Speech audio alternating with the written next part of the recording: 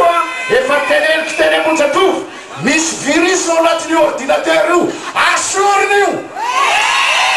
ka na iza faly am'izay na tsy iza faly am'izay ny atsika dia fatokavany tata sy manala le virus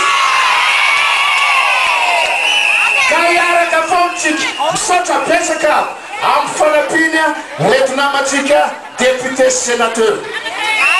asika menateka be rehefa nanao zavatra be masavaka bazay na ontsika eo na mipanetaneta dia milaza hoe misy sao ao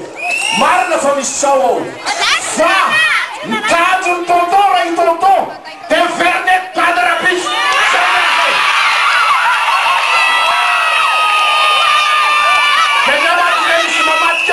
tonton milaza hoe iverina rapide data dia indray ny ahodikodinany le sasany tsy mataty le sasany tsy mieritreritra fa mijery amin'ny diagonale rehefa mijery télé rehefa mienao le radio izy dia amin'ny sofiny any ny an'olo zay zavatra ampirorona vahoaka sy ny rehetrarehetra ka farany tiako tenenina anareo marina rehefa samy mikarakara ny valizy nefany raha tsy tongeny tata zay tonton va mandeha any amin'ny misy azy